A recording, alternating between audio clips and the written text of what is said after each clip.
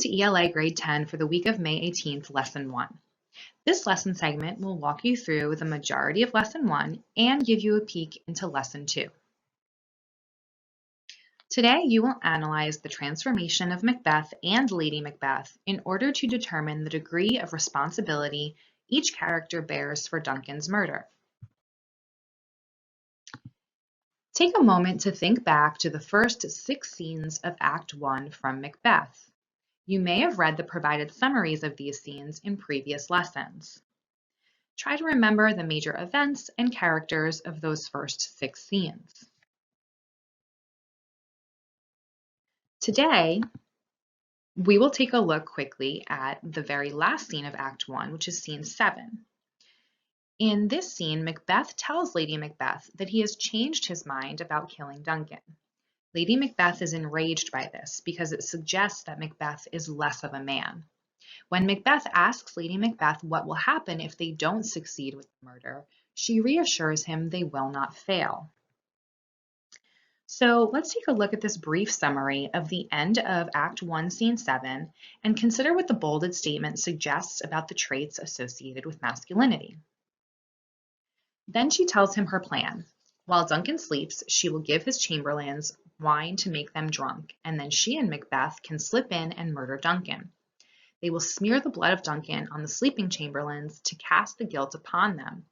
Astonished at the brilliance and daring of her plan, Macbeth tells his wife that her undaunted mettle makes him hope that she will only give birth to male children. He then agrees to proceed with the murder. So again, consider what the bolded statement suggests about traits associated with masculinity.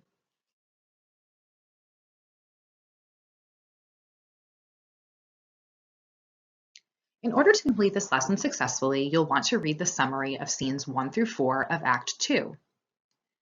As you read, pay attention to the ways that Macbeth and Lady Macbeth react to the plans of Duncan's murder, and later in Act 2 to the actual murder itself. If you can, hit pause on this screen, read the summary, and come back to this lesson segment. If you are unable to pause your screen, follow along with the remainder of this lesson segment to get an understanding of the lesson components, take some notes where you need to, and then complete the lesson in the order provided to you. Next, you will read Act 2, Scene 2 to analyze Macbeth and Lady Macbeth. As you read, you'll annotate the scene for the following: how each character reacts to the sounds they hear, and the interactions between the two characters. You'll notice that the first part of the scene has been done for you as a model. So take a moment to read through the line, "Did you not speak?" spoken by Lady Macbeth, and then let's discuss the annotations that were made.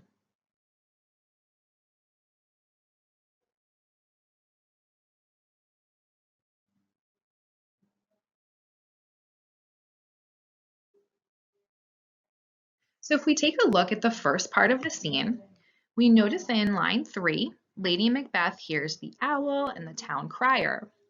As we move a little further down, she also hears the servants snoring. Macbeth then hears something and wonders who it could be when he says, "Who's there?" From there, Lady Macbeth hears Macbeth calling out and mistakenly thinks the servants have woken up. This would not be good for either one of them because part of the plan was that the servants would stay sleeping so that Macbeth could go in and murder Duncan. They could take care of everything and then frame the servants for the murder. As we move further down the scene, we see that Macbeth is still concerned with what he heard, and Lady Macbeth then answers by saying that she heard the owl and the crickets, and she knows where the sounds that she heard came from, but we see that it still seems like Macbeth heard something different. So at this point, you can try this on your own. You will read from where we left off with the model, picking up with line 17, where Macbeth says when, and read through line 46, where Lady Macbeth says, "Why did you bring these daggers from the place?" You will identify and annotate again the sounds each character hears and how they react to what they hear, as well as the interactions between the two characters. I will play a recording of these lines on the slides that follow, and we will discuss possible annotations once the reading is complete. When? Now. As I descended? 5. Hark! Who lies in the second chamber? Donalbain. This is a sorry sight. A foolish thought to say a sorry sight. As one did laugh in sleep, and one cried murder, that they did wake each other. I stood and heard them, but they did say their prayers and address them again to sleep. There are 2 lodged together. One cried, God bless us, and Amen, the other, as they had seen me with these hangman's hands, listening their fear.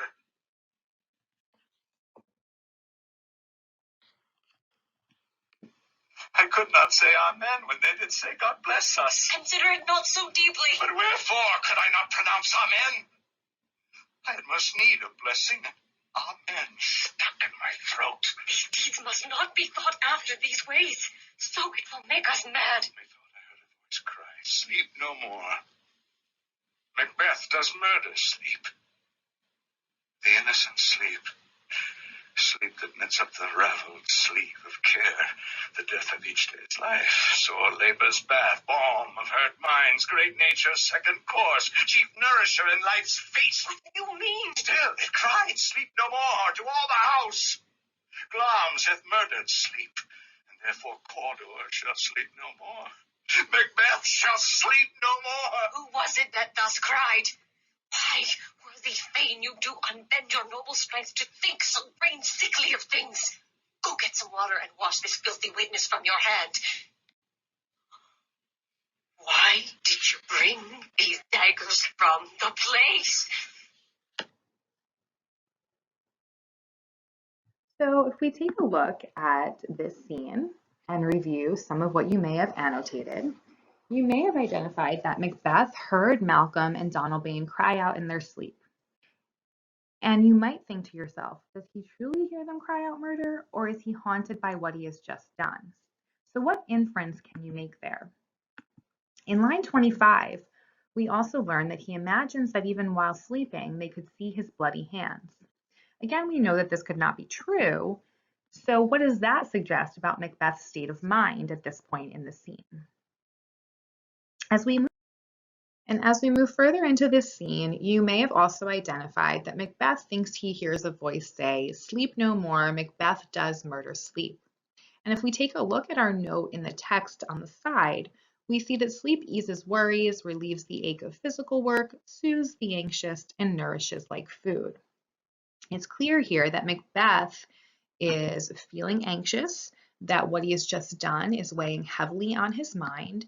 And so we can infer that perhaps he's hearing this voice say, "Sleep no more," because of what he has just done, because he has in fact murdered Duncan in his sleep and now fears that he will never again feel the ease or relief of what he has just done. We see this continued in lines 39 through 41, where Macbeth continues to restate that he has heard this voice say, "Sleep no more." And if we remember, our second point of analysis was to look for how the characters interact with one another. So you may have identified lines 42 through 46, where we see Lady Macbeth responding to Macbeth and sort of having both a logical and reproachful tone with him. She is trying to figure out, who was it that you heard cry this, and why are you thinking of such things? Then she really tries to bring him back to the plan. She had this logical plan for how they were going to murder Duncan and get away with it. And so she is asking him to go wash his hands. And then she seems completely, in disbelief as to why did he bring these daggers here? So at this point, you should finish reading the scene and making the annotations, continuing to analyze for what the characters are hearing, how they're reacting, and how they're interacting with one another. But before you do that, let's take a look at the remainder of this lesson and a quick look at what you'll be asked to do in lesson 2. So to close out lesson 1, you'll respond to the Act 2, Scene 2 analysis questions. Using what you learned through your analysis, you will answer, what do you notice about how each character reacts to the sounds they hear? What do the reactions suggest about each character's state of mind? And what power dynamics are demonstrated in the interactions between the two characters? So for lesson 2, your objective is to analyze the transformation of Lady Macbeth and Macbeth in order to determine the degree of responsibility each character bears for Duncan's murder. You may recall that this is the same objective you are currently working on in lesson 1. So you can think of lesson 1 as really setting you on the path towards your learning target and lesson 2 as getting you to hit that learning target. So in lesson 2, you will read a literary criticism essay about Macbeth and Lady Macbeth to support you in analyzing the roles of both characters, specifically how Lady Macbeth breaks from traditional female gender roles of the setting and time period. As you read, you'll not only develop a deeper understanding of the characters, but you'll also trace the development of the author's argument to continue to solidify your own understanding of effective arguments. And then you'll create a visual representation of some sort to demonstrate the degree to which each character bears responsibility for Duncan's murder. So your visual representation should really show your analysis of the degree of responsibility each character bears. And the options given to you in lesson 2 are a pie chart or a scale. So you can see how in each of these you'd be able to show the degree of responsibility for each different character. However, if you come up with a more creative representation, you are free to create something of your own choosing.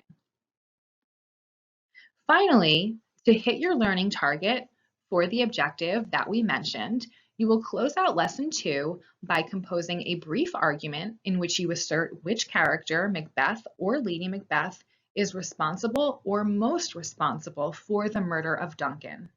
Be sure to include a clear claim, specific reasons, and clear evidence from the play to develop your response. Thanks so much for joining me this week. Great job on all of your hard work.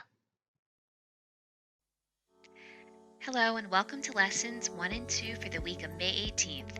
I'm glad you were able to join us today. My name is Rachel Goisevich and I'm so happy to be here with you. You might find it helpful if it is possible for you to have a piece of paper, a pen, or a computer to record your thoughts. If you don't have access to somewhere to record your thoughts, no worries. Please just listen in today. Our video lesson today covers material in both lessons 1 and 2 for the week of May 18th.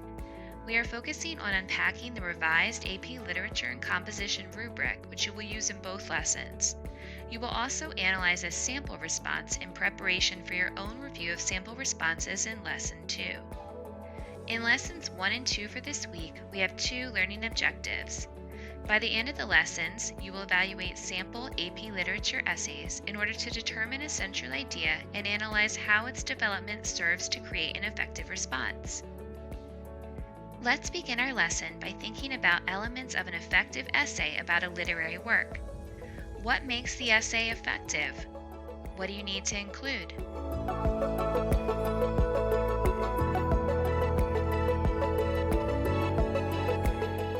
Over the course of the school year, you have written a variety of responses to literary texts that you have read. Now, you will have the opportunity to hone your skills as a writer and critical thinker as we begin to wrap up our final unit for the year. Let's begin by unpacking question number 3. This is your free response question that will allow you as the writer to discuss a work of literary merit, considering the meaning of the work as a whole in connection to the prompt. When asked to discuss the meaning of the work as a whole, you are getting to the heart of the text, the theme. It is essential that you not only discuss a theme, but that you articulate it clearly and do so throughout the entirety of your response. In other words, it can't only be in your thesis statement or at the end. It needs to be woven throughout the essay and related back to the character in the prompt. And when writing about a text theme, we want to identify the theme, discuss the text in relation to that theme, providing insight and analysis, and end with something profound, something that connects back to the focus of the prompt. We are going to review the revised AP rubric for question number 3. If you are following along in your print packet or using the digital lesson, this rubric can be located in lesson 1. It is helpful to record your notes on the rubric, either on the document itself or on a sheet of paper, to ensure that you have a full understanding of each category on which your writing will be scored. The revised rubric is divided into 3 categories: thesis, evidence and commentary, and sophistication. In total, you have the opportunity to earn 6 points, 1 for the thesis, 4 for the evidence and commentary, and 1 for sophistication.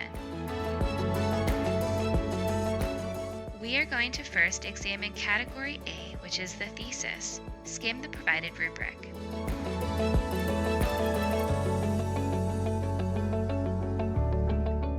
In order to earn a 1 in this category, what should your thesis include?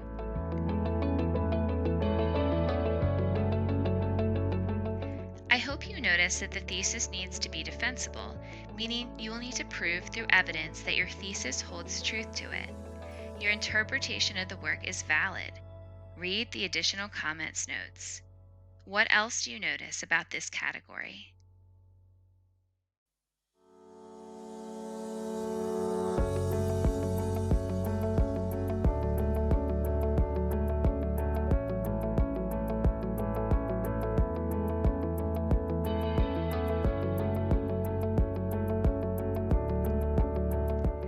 Our next category is evidence and commentary. This is the meat of your essay. Skim the provided rubric.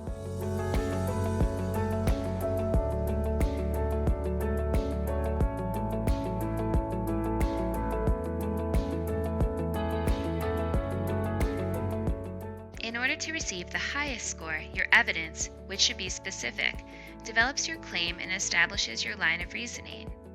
Your commentary about the evidence you provide explains how and why this evidence is significant, showing a deeper understanding of the text as a whole.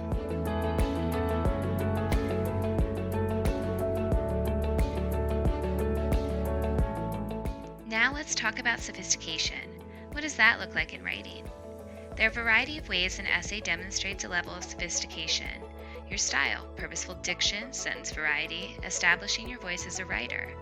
In addition to style, sophistication is demonstrated through the complexity of your response, the unique points you bring up about your selected text.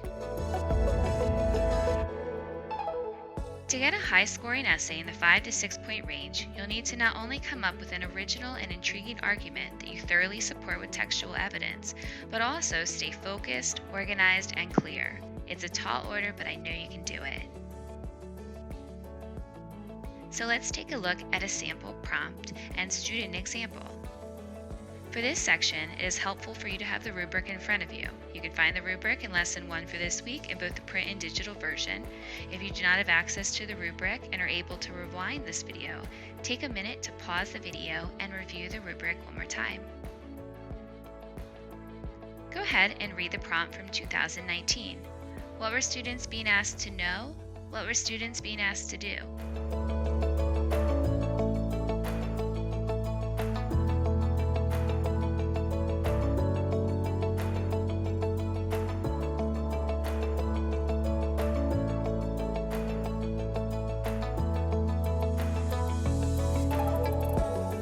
The essay we are going to read in today's video uses the novel Lord of the Flies to address the prompt in which a character has an ideal view of the world and the consequences of this ideal view. In 9th grade English, you may have read this text. If you haven't, that's okay. I'll provide a quick refresher so we are all on the same page. But spoiler alert, the student response does give away some of the major events in the story. If you haven't read it and really want to, you might want to pause this video now, read the book as quickly as you can, and then resume when you are ready. I'm just kidding, but really, it does give away some key parts of the novel. So here's a really brief summary of this novel by William Golding. A group of schoolboys are stranded on an island after a plane crash. The pilot, the adult in the group, is killed. Without any adult supervision, they are left to fend for themselves. The group divides with 2 identified leaders, Ralph and Jack, and new challenges arise. I don't want to spoil all of the novel if you haven't read it, so we're going to keep going.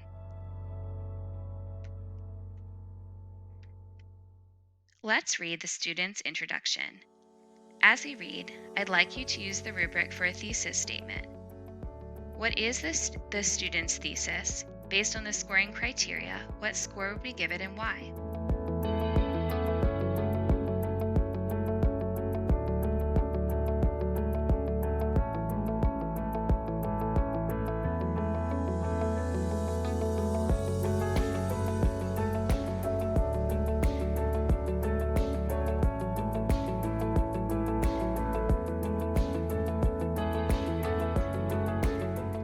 what does the scorer say?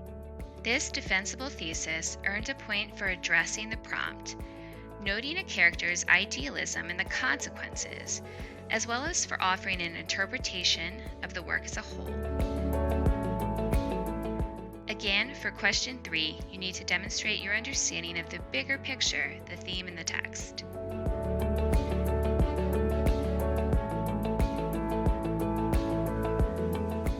We will now read a body paragraph for this student sample. This time, we are going to consider Category B, which is evidence and commentary. Additionally, we are going to consider how the student connects the points back to the thesis we discussed previously. Take a minute to read the student's body paragraph. On what does the body paragraph focus? What evidence does the student provide, and what commentary does the student make about this evidence? And how do the points being made in this body paragraph connect to the thesis statement?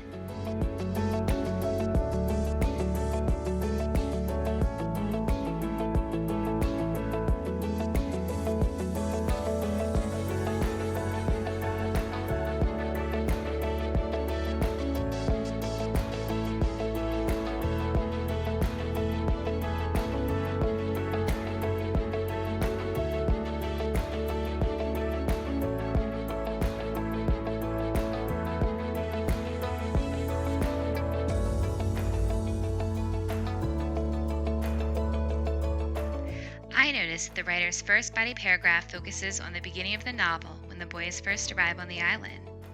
The writer provides details about the conch shell and the signal fire, providing commentary on how Ralph's plan for democracy is based on this ideal view of the world, that people are inherently good and rational and will follow established rules.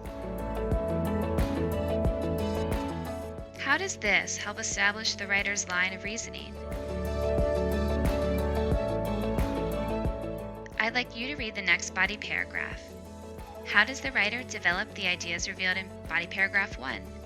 On what does this body paragraph focus? What evidence does the student provide, and what commentary does the student make about this evidence? Finally, how do the points being made in this body paragraph connect to the thesis statement?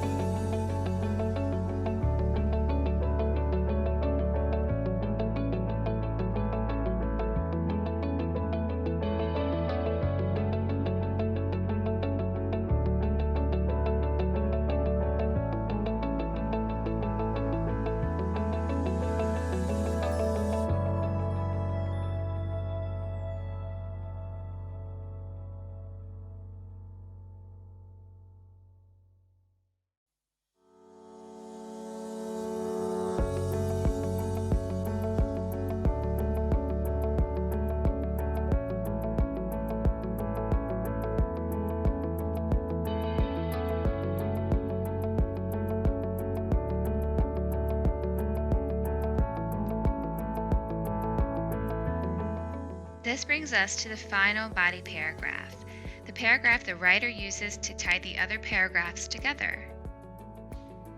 In this paragraph, the writer includes evidence and commentary about the death of Piggy to show a deeper insight into the novel.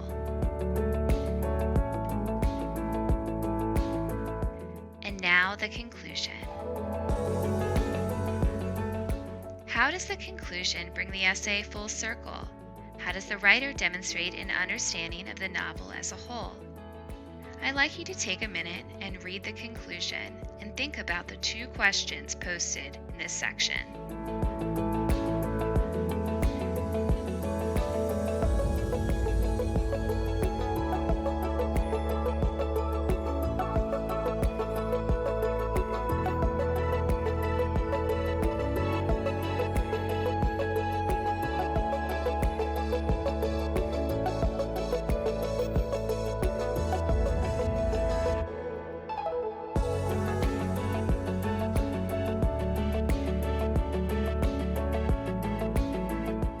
We have focused on Category A, the thesis, and Category B, the evidence and commentary, which brings us to our final category, sophistication.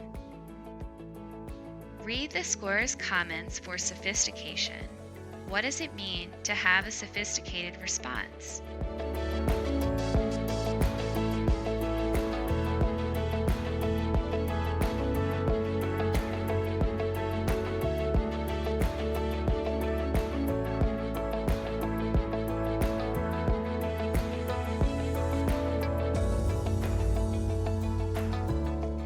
I invite you now to pause and think.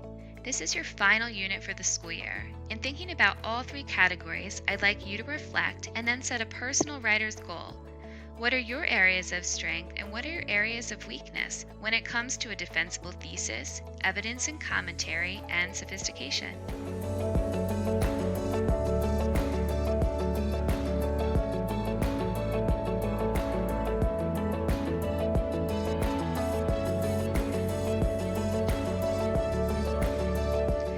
I included my sources for today's lesson, just in case you'd like to find additional information. Now it's your turn to pick up wherever you left off in this week's two-part lesson. Happy writing, and thank you for joining me for lessons 1 through 2 for GT10 for the week of May 18th.